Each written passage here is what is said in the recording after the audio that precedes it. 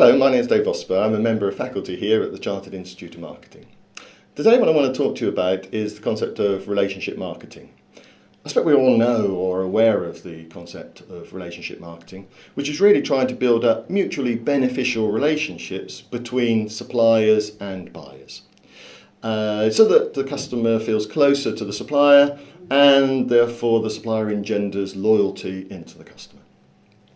Maybe you've looked at previously some examples of how you can do this through marketing communications and the way you communicate with customers and try to build up loyalty and build up through the loyalty ladder.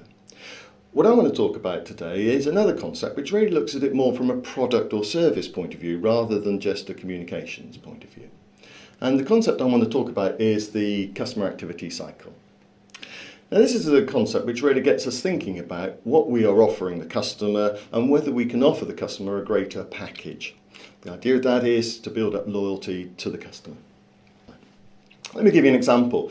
I think if you look at your internet antivirus software, the Norton or McAfee internet virus software, what they do is, you buy it, but then they don't leave you alone, of course. What they'll do is obviously it installs it, it tells you what's happening, and then periodically it will offer you upgrades.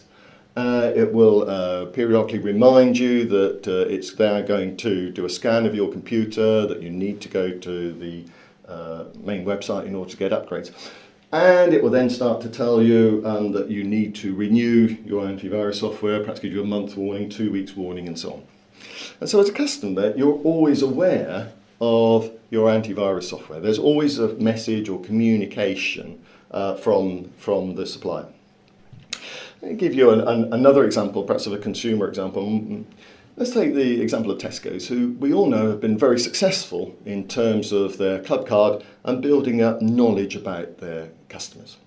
And we can see how that has worked in terms of building their market share in the UK market.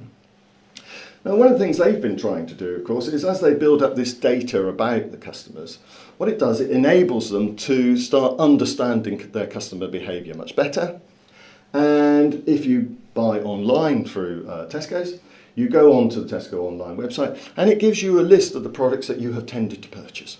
So what it's doing in a sense is moving back a little bit this customer cycle. So it's already saying to you, look, these are products you normally purchase, maybe you should just purchase these again. It might get to the stage, of course, where they'll start to predict your behaviour and they might say, well, look, you haven't bought any toothpaste for the last 2 weeks, you always buy toothpaste every 2 weeks. And therefore, really, you need to think about whether you actually need your toothpaste. Maybe eventually it will get to the point where you can just turn up at the organisation and just say your name, hello, my name is Vosper, and they'll say to you, oh, well, here's the products that you need. We've been monitoring you and we know you need this for the next month. So what is happening, of course, here is that they are moving back along that customer activity cycle. And maybe you can think about how this concept applies to your company or the market that you're operating in.